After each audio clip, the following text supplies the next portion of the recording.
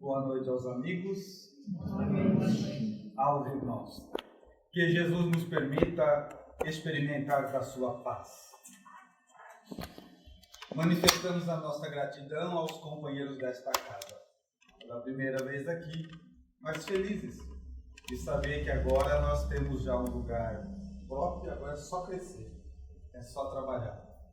Enche o nosso coração de alegria ver a dedicação dos companheiros para a construção da seara, que nós nem sequer conseguimos visualizar a quantidade de pessoas que serão beneficiadas, mesmo depois de nós. Então fica aos trabalhadores, dirigentes e voluntários desta casa a nossa manifestação de gratidão e de respeito.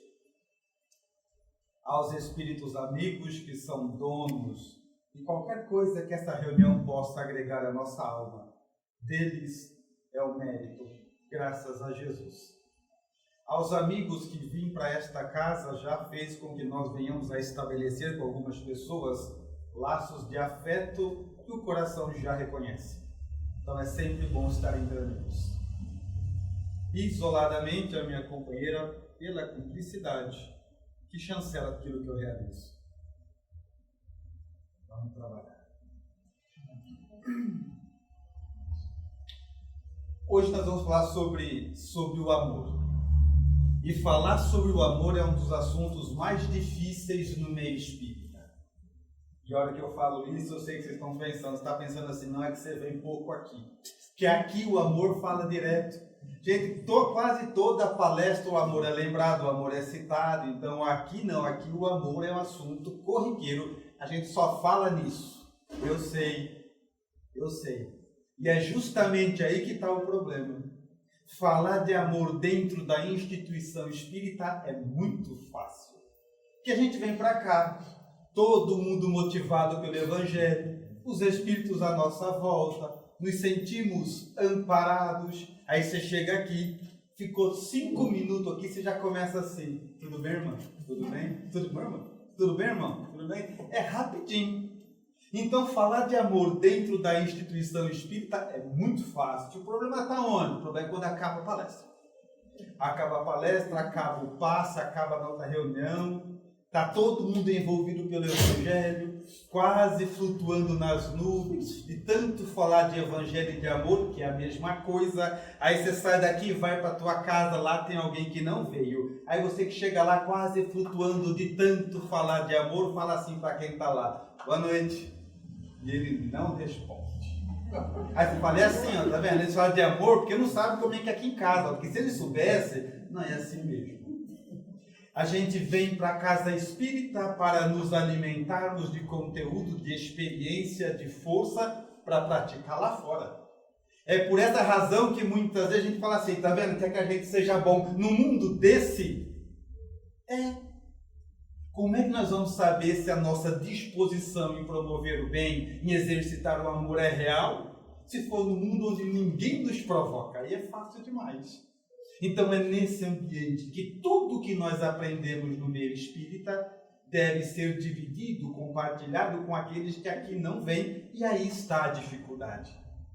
Por isso eu digo que o amor é o assunto mais complexo e mais difícil, e tão difícil que quando o Evangelho, o próprio Jesus, veio nos explicar acerca de Deus, que é Deus, eles encontraram só 2 expressões.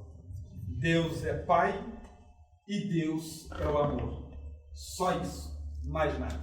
E se o amor é o próprio Deus, ele não pode ser simples. É algo complexo, tão complexo, que já que nós estamos aqui para aprender a amar, e é uma proposta tão grande que para facilitar a nossa vida, Deus quebrou o nosso galho. Ele pegou o amor, que é algo absolutamente grande, e fatiou, picou, cortou em pedaços, dividiu o amor. Aí ficou assim, amor de pai, amor de mãe, amor de avó, amor de amigo, amor aos animais, amor à pátria, amor a esse amor. Vários amores. E o indivíduo vai nascendo e morrendo no ciclo das reencarnações e entendendo, exercitando, experimentando fatia por fatia desse amor. Até que um dia, de tanto morrer e nascer desse ciclo constante, ele acaba amando, pronto, e acabou. Não tem mais divisão. Mas é fundamental aprender passo por passo, fatia e fatia, amores diferentes, e está aí a grande complexidade da vida. Conseguir traduzir tudo que nós aprendemos nessa casa através das nossas atitudes, aí seremos uma criatura que ama e ponto. Mas alguém poderia pensar, mas Ju, se Deus é amor, se toda a vida existe para ensinar a amar, por que é difícil? Porque é difícil. E se alguém acredita que não é, basta você olhar que nesse exato momento, 8 horas é quando a maioria dos centros começa, tá? Centro espírita cheio, igreja cheia, culto evangélico cheio, todos nós falando do mesmo evangelho, portanto do mesmo amor. Aí nós saímos todos para as ruas, nos encontramos e não vemos na rua, no dia a dia, no cotidiano, a mesma fraternidade que todo mundo professa. Então alguma coisa a gente errou. Alguma parte nós esquecemos. Então começamos a estudar o amor que deu origem a essa reflexão, assim como um livro nosso, meu e dela, chamado Terapia do Amor, porque o amor é uma terapia. Então nós vamos nascendo incontáveis vezes, exercitando formas variadas de amor para que um dia venhamos literalmente a amar. Mas se é o destino da criatura humana, da alma humana, amar, a pergunta é a mesma, por que é tão complexo? E a resposta seria, é complexo porque nós aprendemos errado o que significa amar e o que significa o amor. Por que aprendemos errado? Se eu perguntar para vocês assim, o que é amor? Como é que a gente começa a responder? Independente das variações, a maioria de nós ia começar assim, amor é um sentimento, e vai falar alguma coisa. Então aí está o primeiro erro. Nós entendemos, aprendemos que amor é um sentimento, e não é. Não poderia o amor ser um sentimento, porque se amor é Deus, se amor é a força mais poderosa da Terra, como pode ser um sentimento, já que o sentimento vem e vai ao sabor das circunstâncias?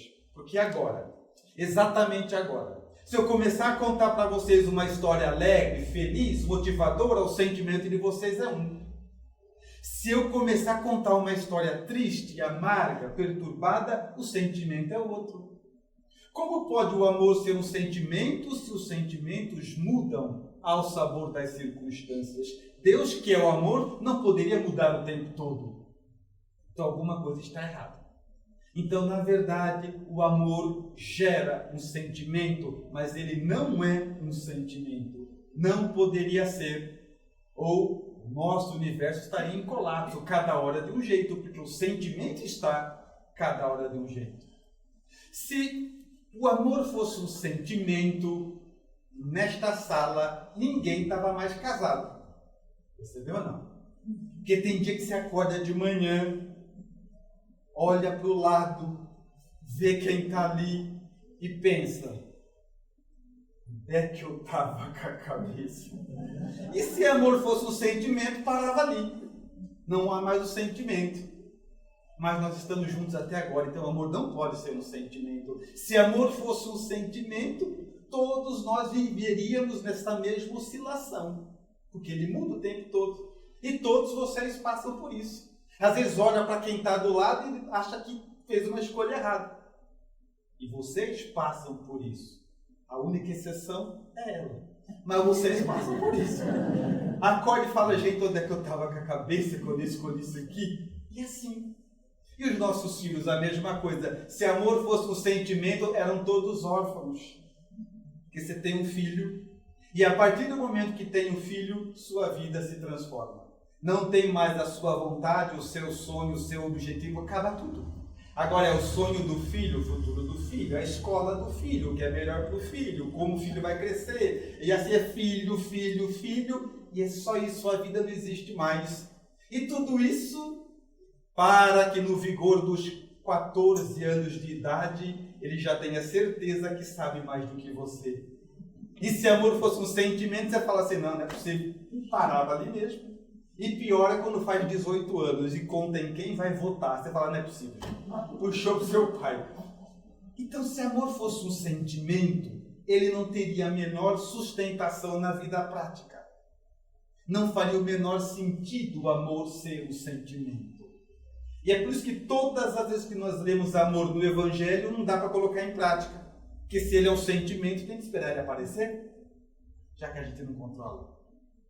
A pergunta seria então, mas muito bem, José. E se amor não é um sentimento, afinal de contas, o que ele é? E antes de eu dar nossa definição, o resultado dos nossos estudos, eu vou prevenir antes. Que a definição de amor que nós trazemos não é nada romântica, mas a única capaz de atravessar mundos como o nosso. De expiações, obstáculos, dores e adversidades, é a única. E a resposta é o seguinte: amor é uma decisão. O indivíduo decide amar. O resto é trabalho para levar isso adiante. O resto é trabalho para levar isso adiante. Você decide amar alguém e a partir desse momento é empenho e força moral de assumir a sua proposta, sem esperar que o sentimento apareça. Porque amar de acordo com o sentimento é coisa de criança. Porque criança ama de acordo com o que sente. E as pessoas crescem, se tornam adultas com uma mentalidade infantil e mesmo adultas amam como criança. Porque criança ama de acordo com o que sente. Está em dúvida? Faz o teste. Pega o seu filho pequeno, pode ser neto, sei lá, 4, 5, 7, leva eles no shopping, lá no shopping, aí você fala assim para o seu filho: menino MH, hoje está liberado, pode comer, comprar o que você quiser, beber, tudo, solta a criança no shopping, larga ele fazendo, estraga o que ele quer, ele come, bebe, estraga um monte de coisa lá e compra brinquedo, e compra tudo que ele quer. Quando ele acabar de fazer o que ele quer lá no shopping, você chama ele e fala assim: filhinho, vem cá um pouquinho, você ama papai? O que ele vai responder, espírito? Bom, agora só os vivos. O que ele vai responder, espírita? Amo, claro, até eu. Só que aí, saindo do shopping, você lembra que seu filho está faltando tomar uma vacina. Aí você sai do shopping, vai lá no posto de saúde, chegando lá, segura o seu filho à força, um estranho aplica uma injeção, aí você pergunta para ele assim: filhinho, você ama papai? O que ele vai responder? Você não é meu pai? É assim. Então, criança ama de acordo com o que sente. E os casamentos duram muito pouco. Hoje, por causa disso, a gente entendeu errado o que é amor. Assim, por que você vai casar? Ah, porque eu estou sentindo o que eu amo. Por que divorciou? Não sinto mais. E realmente, se a pauta for que amor é um sentimento, não tem como seguir adiante. Então, amor é uma decisão. Você decide amar alguém, dali para frente é dedicação, empenho, força moral e trabalho para levar isso adiante. Alguém poderia ainda contestar, dizendo assim: não, Russo, eu não concordo com você, eu acho que não é assim não, que é justo. Toda ideia diferente leva um tempo para agregar e construir raízes em nós. Porém, eu apelo ao seu bom senso. Quem é mãe aqui? Levanta a mão, só para mim conhecer o povo. Mãe, bastante mãe, então é mãe fácil. Mãe, conta uma coisa para mim. Como é que você fez quando ficou sabendo que estava grávida? Como não dá para todo mundo falar, eu vou dar 2 opções A e B e vocês escolhem, tá bom? Quando eu falo tá bom, é nesse momento que vocês entram, entendeu? Aí eu falo, é a parte sua. Então tá, opção A. Ficou sabendo que estava grávida, reuniu a família em casa, chegou lá assim: pessoal, tem uma coisa para contar para vocês. Estou grávida. A hora que eles vieram tudo abraçar, cumprimentar, fazer aquela festa, falando: não. Vamos esperar nascer, ver se é flor que se cheire, porque tem nascido umas crianças aí que não dá não, vamos esperar um pouco, calma que ainda não. Essa é a opção A. A opção B é o seguinte: você ficou sabendo que estava grávida, 2 segundos depois estava disposta a dar vida por alguém que nem conhecia. Como é que você fez? Então, amor sempre foi uma decisão. Você decide amar. Depois é trabalho, dedicação e empenho. Porque quem ama de acordo com o sentimento É criança, é pensamento infantil. E podemos pegar como exemplo o próprio Cristo. Quando vamos ler no Evangelho, há uma passagem interessante que conta quando ele começou a nos guiar. Eu imagino a cena, Deus chama Jesus e fala assim, Jesus, tem umas ovelhas aí que eu quero te entregar, para que você depois devolva até mim. Se amor fosse um sentimento, eu imagino Jesus falando assim, Senhor, posso dar uma olhada nas ovelhas antes? Porque tem umas aí que eu acho que não vai dar certo. Mas sabe o que ele falou? Não perco nenhuma. Das ovelhas que meu pai me confiou, não perco nenhuma decisão. O resto é trabalho. Então, enquanto a gente ficar olhando para o Evangelho e todas as vezes que ali fala de amor, a gente entender que é um sentimento que uma hora vai vir, não vai dar certo. Nós não chegamos a lugar nenhum. Aí alguém poderia dizer assim, muito bem, só que é o seguinte, se amor é uma decisão, como é que nós aplicamos isso na nossa vida? Começando a não esperar mais que o sentimento venha para agir como alguém que ama. É por isso que durante muito tempo, isso não é da doutrina espírita, é particular, é pessoal. Eu sempre achei estranho o casamento católico. Não fazia muito sentido para mim. Para mim. Porque pensa comigo, espírito. Os noivos resolvem se casar. Aí começa a epopeia. Eles fazem dívida no banco, eles compram móveis, pedem ajuda para todo mundo, é convite, bolo, faz vestido, alugar roupa, aluga casa ou compra casa. É um transtorno na vida para deixar tudo pronto, um monte de dívida, boleto que não acaba mais, para tudo lá. Muito bem. O padre chega por último, com tudo já arrumado, e pergunta assim, é de sua livre, espontânea vontade casar com fulano e tal? E eu pensava, agora vai ter que ser, depois de tudo que já está arrumado, depois de tudo que está pronto. Não fazia sentido para mim. Mas estudando a questão do amor, sob uma outra ótica, agora já racional, eu me lembrava de todas as vezes que eu achava isso estranho e comecei a entender que o padre católico está certo. E eu estava errado. Porque quando ele faz isso, ele não quer saber do seu sentimento. Ele não quer nem saber se você vai alugar o vestido ou comprar, se você tem casa, se fez. Ele não quer saber nada. Ele quer saber só qual é a sua decisão. É a pergunta dele, não é? Fulano de tal, você aceita fulano como sua noiva, como seu marido? Ele quer saber qual é a sua decisão. Então ele está correto. Ele não quer nem saber se a festa está pronta, se vocês fizeram um monte de dívida ou não.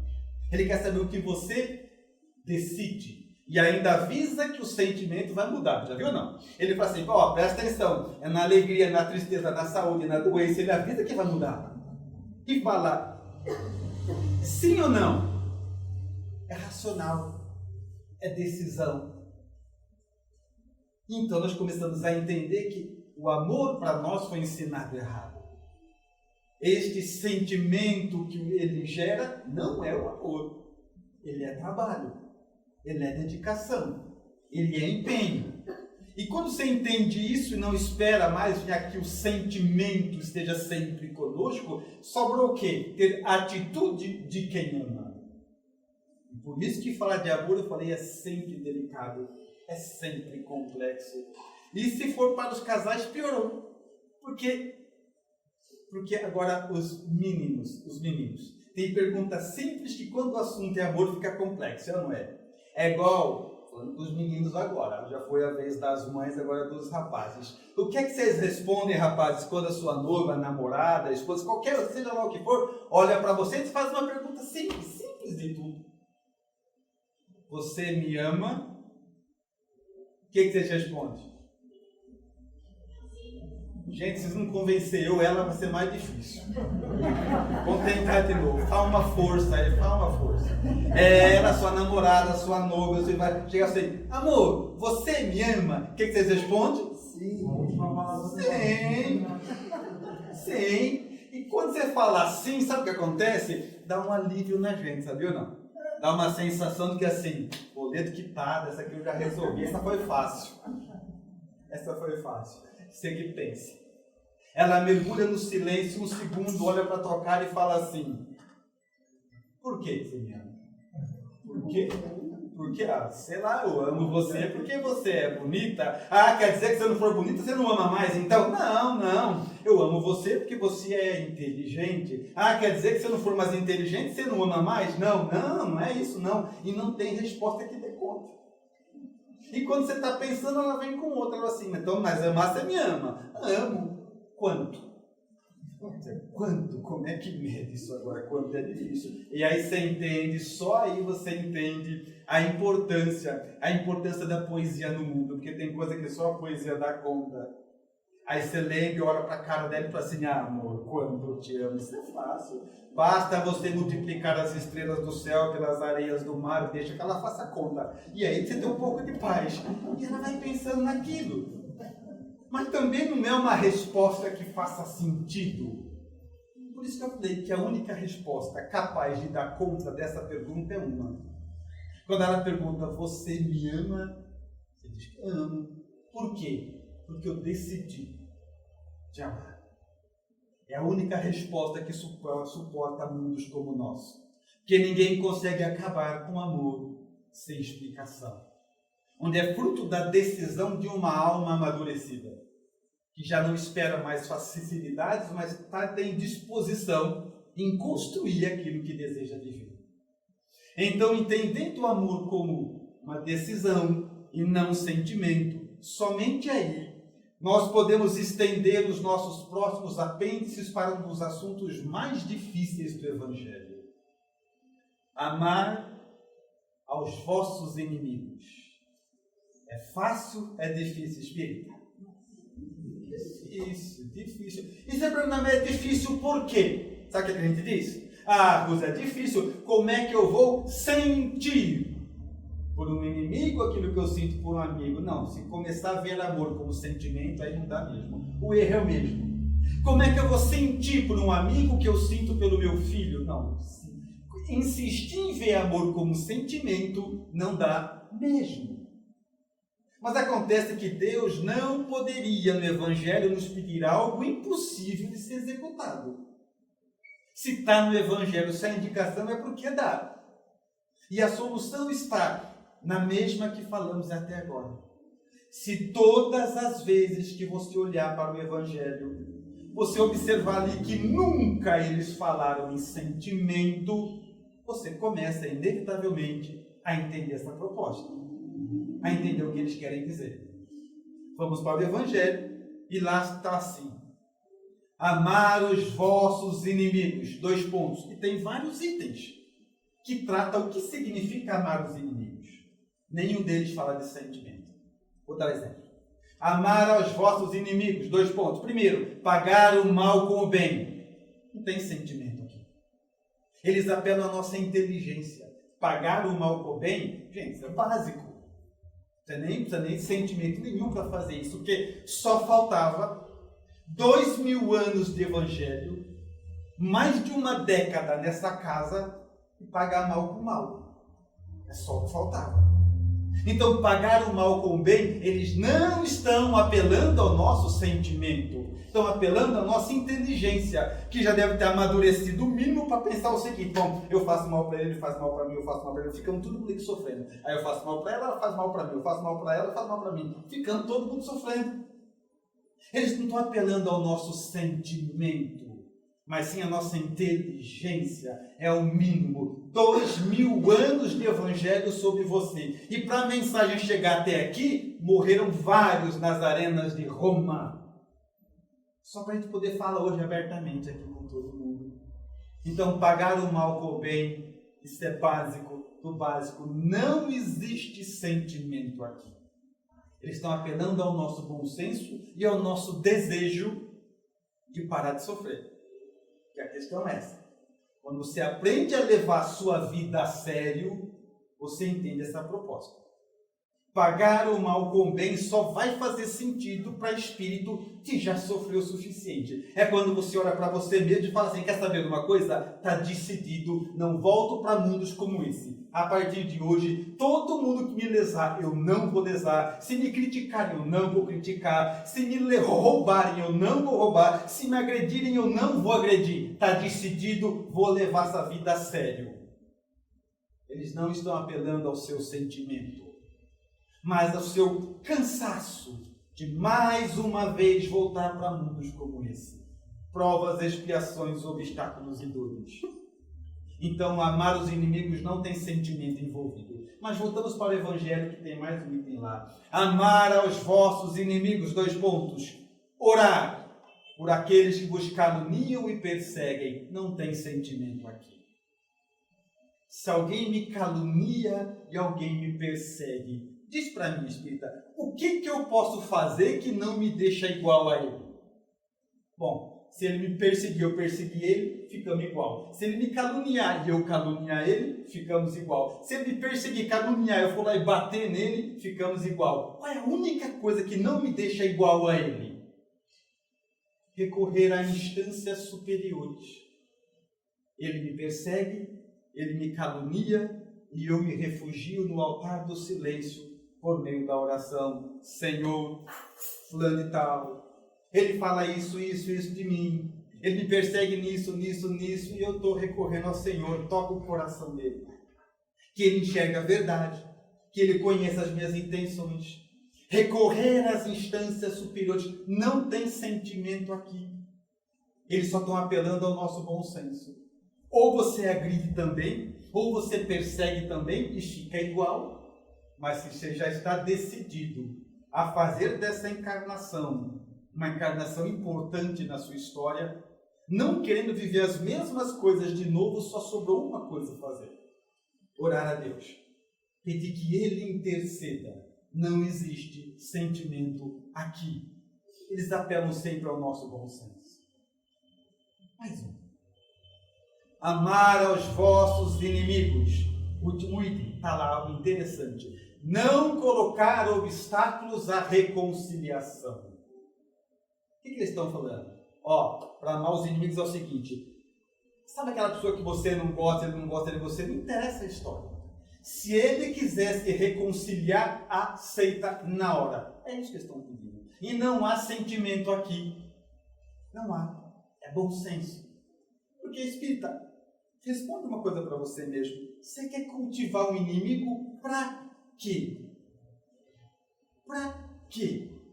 Aí você fala assim, não, mas quem tem que pedir desculpa é ele. Ele que começou. Não, você não está entendendo, espírita. Não interessa quem começou. O Evangelho quer você livre. Até porque quem vai fazer justiça não somos nós. O máximo que a gente consegue é vingança. Justiça é Deus. Então se livra disso. Você tem um inimigo, não interessa de quem é culpa, quem começou. O Evangelho só fala. Se ele quiser reconciliar, aceita logo. Não há sentimento aqui. É só razão. Você pensa, deixa eu me livrar dessa encrenca. Para que eu vou querer cultivar um inimigo?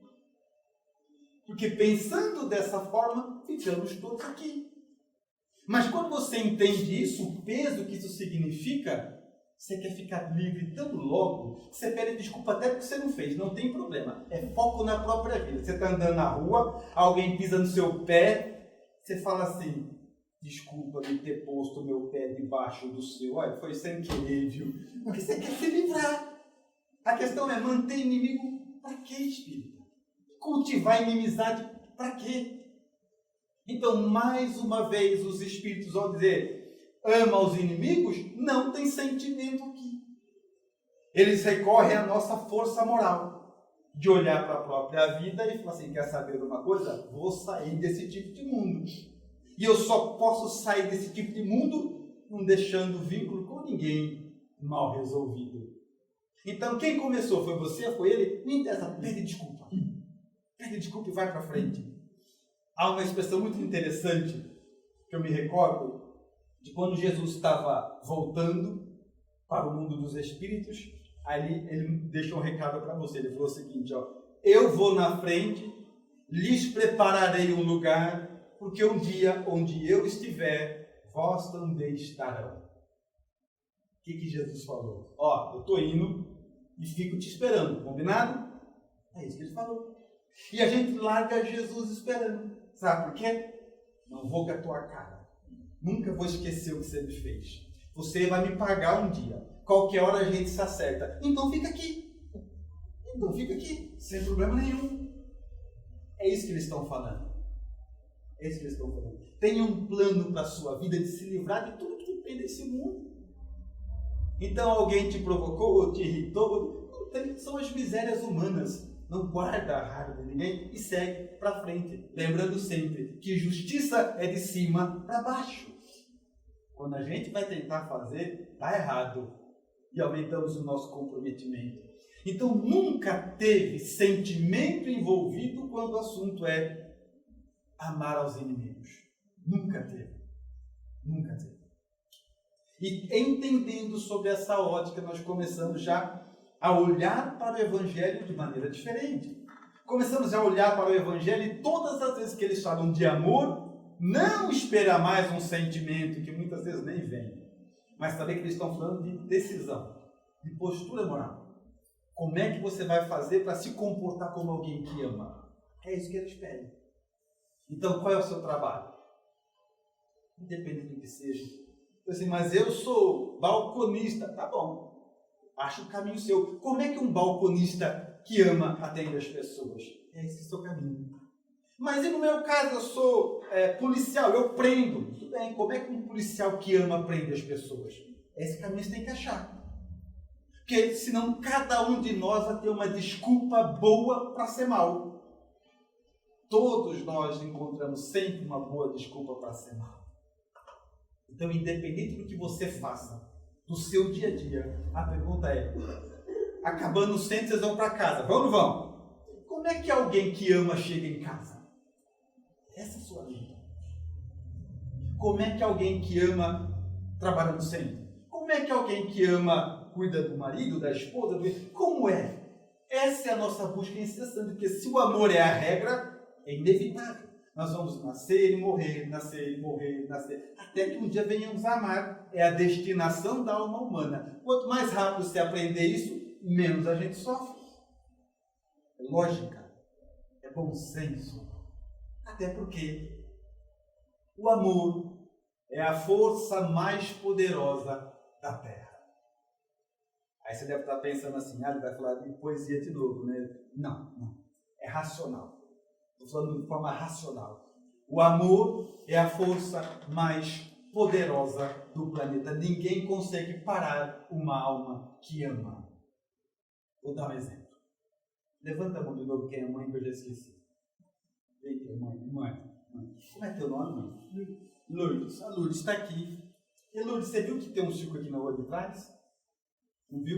Depois você passa que tem um circo que montaram aqui na rua de trás. E a Lourdes hoje tem trabalho, a Lourdes está sozinha aqui no centro, porque trabalho espírita é assim, sempre tem mais trabalho do que trabalhador. E a Lourdes está aqui sozinha, arrumando para a palestra, limpando o chão, arrumando as cadeiras, arrumando tudo aqui, sozinha a Lourdes. Ela nem sabe que o circo está aqui atrás na rua de trás. Só que lá do circo fugiu um leão. E a Lourdes está aqui arrumando tudo, deixando tudo em ordem. Quando ela olha por aquela porta, quem que entra? O leão. E a pergunta é simples, lógica e racional, não precisa nem pensar. Lourdes, você sai correndo por aqui ou você vai lá brigar com o leão? Isso é óbvio. Está viva por causa disso. Mulher esperta. Foge. Acabou. Outra pergunta agora. A Lourdes está aqui limpando o centro sozinha, ela e os filhos dela, mais ninguém. Está arrumando, nem sabe que aqui atrás tem um circo que fugiu um leão. Quando a Lourdes menos vê, o leão está entrando por lá, indo em direção aos filhos dela, e a pergunta é a mesma. Lourdes, você foge ou vai lá brigar com o leão? Porque o amor é a força mais poderosa do planeta. Quando o Evangelho fala para nós, ama, a gente acha que ele está pensando nos outros. Ele não está pensando nos outros, ele está pensando em você. Ele quer capacitar a tua alma. Porque o amor é a força mais poderosa do planeta. Ninguém consegue parar alguém que ama, uma alma que ama. Prova Jesus.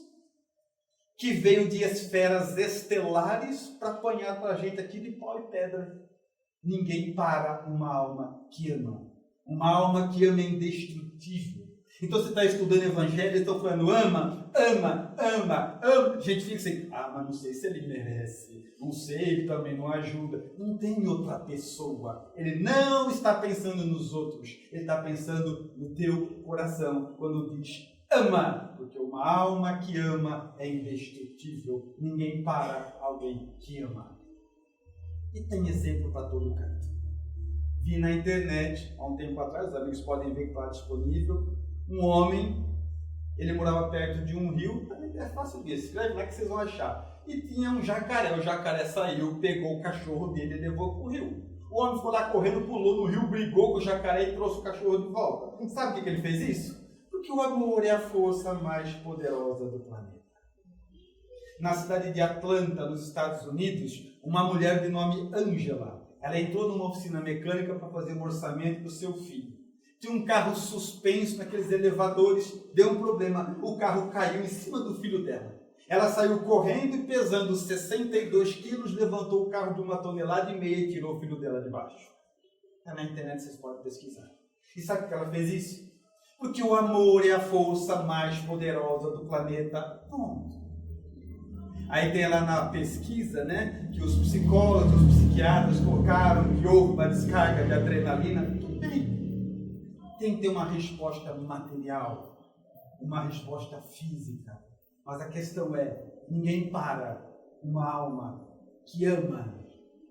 Então quando o Evangelho fala ama, ama, ama, ama, ele está pensando no teu coração e não nas pessoas. E a gente fica olhando a nossa voz e fala, amar que jeito, olha como ele me trata, amar que jeito, olha o que ele fez, amar que jeito, olha o mundo como é que é. Não existe mais ninguém, ele fala de você. É como você vai se comportar com todo mundo e esse amor vai ganhar mais força quanto mais gente fora desse propósito você encontrar. É algo absolutamente caro a todos nós. Mas aí, olhando sobre essa ótica, você já começa a entender que o Evangelho fala do amor como uma proposta de capacitação pessoal e pensa assim, muito bem, Rosa, como é que eu faço para começar a exercitar esse amor? Tem um caminho para a gente iniciar? Muito bem, existem. Eu vou sugerir alguns passos para vocês. O primeiro é o seguinte, Espírito. O primeiro é o seguinte. Vocês sabem o que é empatia, sim ou não? Sabe? Se foram visitar os dicionaristas, lá está escrito que empatia é a capacidade de colocar-se no lugar do outro. Muito bem. Só que não é essa a definição que eu queria que vocês adotassem. Quero que vocês adotem a minha definição de empatia. Empatia é a capacidade de entender que o outro é outro. Ponto. E se é outro, é diferente de você. Não quer o que você quer, não pensa como você pensa, não busca o que você busca, é assim. Porque hoje, como é que é? Sabe o que é difícil a gente exercitar amor? Porque a gente coloca como regra, como nós próprios, a regra para o mundo. Eu falo assim, nossa, que absurdo que você fez, hein? Por que eu acho absurdo o que ela fez? Porque eu não faço. Eu sou a regra. Nossa, você não devia fazer isso, hein? Sabe por que eu falo isso para ele? Porque eu não concordo. A gente se coloca como regra da vida dos outros. Mas se eu entender que o outro é outro e dar essa liberdade para ele, não interessa o que ele faz, é outro. Ele não quer o que você quer, não busca o que você busca, não experimentou o que você experimentou, não tem a experiência que você tem, outro. Se você tirar esse peso dos seus ombros, talvez dê até para amar. Dê até para amar. Então esse é o primeiro item. E quando você fala em deixar o outro ser o outro, você começa a andar pelo mundo, vendo coisas absurdas que você não concorda, mas é entendendo. Vou dar um exemplo prático, Espírito. Nós estamos aqui agora, vamos supor que bem da frente do centro da irmã Anastácia, bem de frente, do outro lado da rua, abre um bar. Bar Boteco Raiz, bom, mesa de bilhar, bem grandão. É o centro de um lado, atravessando a rua, é o bar do seu João do outro. E aí, 7h30 começa aqui para nós o trabalho. 7h30 lá no boteco começa a feijoada, que ele vai fazer feijoada para quem estiver lá no barco. Tudo bem ou não? 7h30 da noite, algo estranho acontece. Tem uma fila de gente vindo de lá e entrando na tia Anastácia, na irmã Anastácia. E outra fila de gente indo e entrando no bar do seu João. A pergunta é, a gente que está aqui no centro, quando vê aquela fila de gente entrando no bar do seu João, o que a gente fala? Gente, tudo perdido, só bebe. Então, deve estar cheio de obsessor aquele lugar, né? Olha esse, só bebe o dia inteiro, sabe? Que absurdo, é um absurdo, não é? É ou não é? É.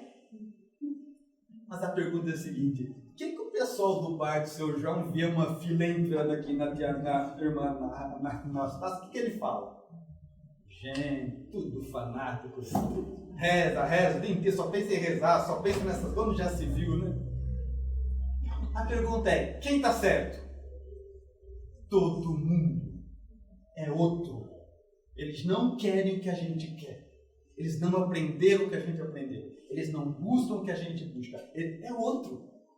E se você olhar para eles dando a liberdade de serem diferentes, agora já dá até para amar. Conforme o Evangelho ensina. Livres. Eles não têm que gostar do que a gente é. A gente foi muito no bar do seu João até chegar na irmã Anastácia. Fase moral. Amadurecimento é natural. Então, quando você sai de ser regra na vida dos outros, aí já dá até para pensar em amá-los. É o primeiro passo. Deixa os outros serem o que quiserem ser. O segundo é o seguinte: espírita, amor tem hierarquia.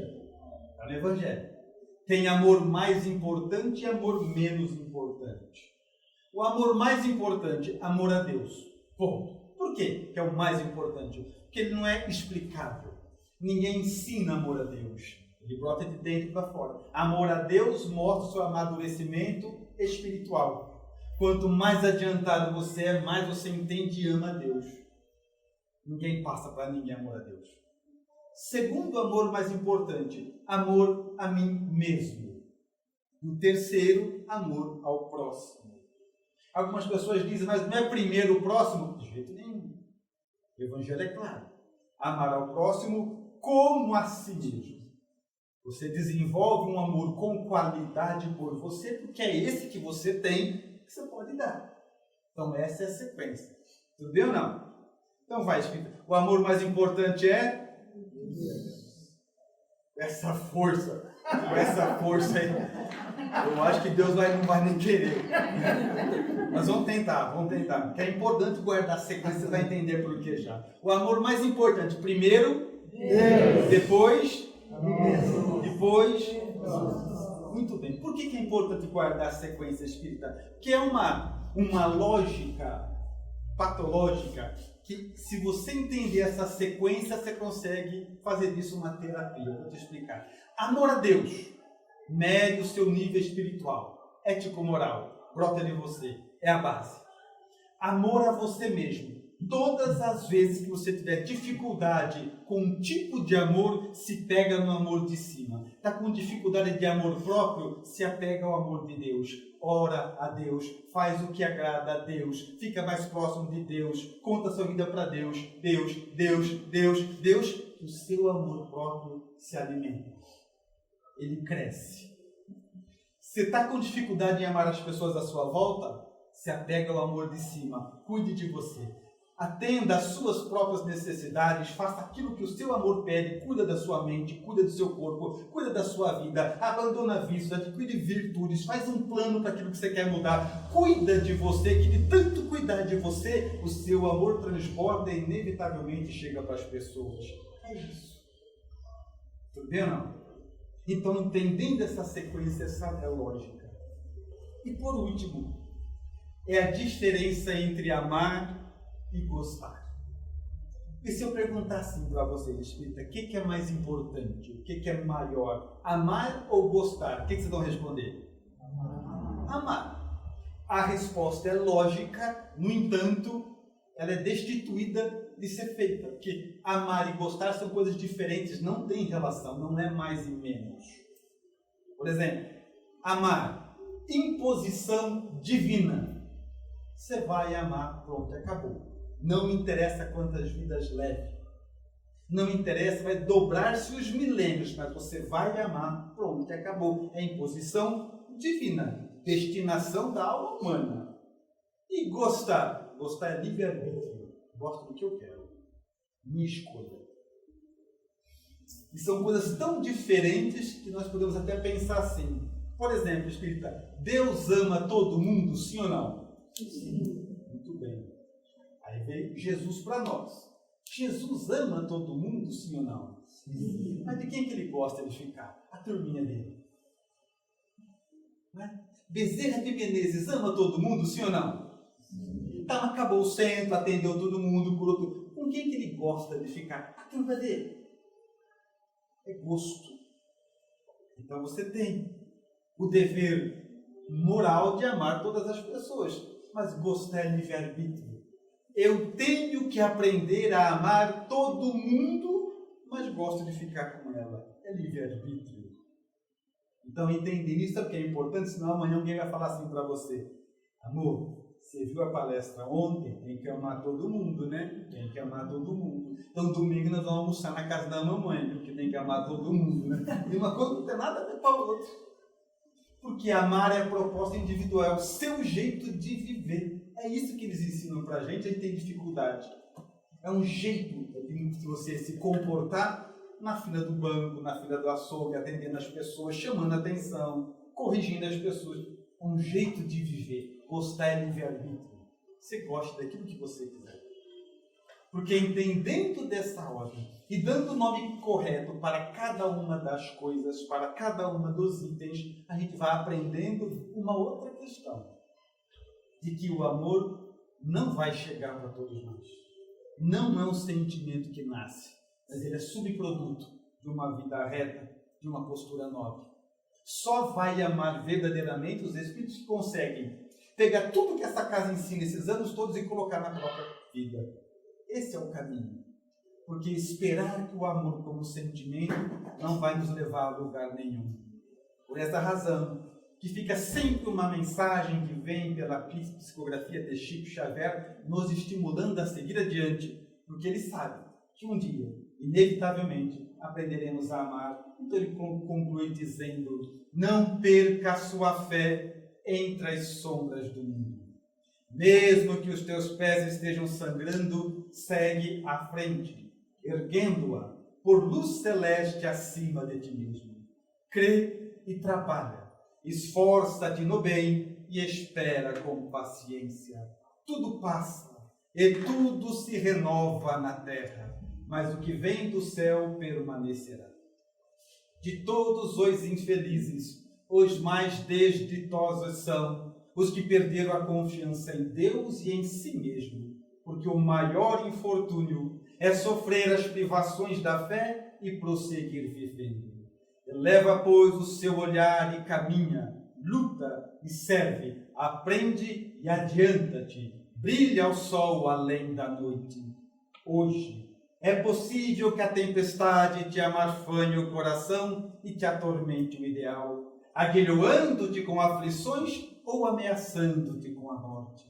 Não se esqueça, porém, de que amanhã é um novo dia. Muito obrigado a todos.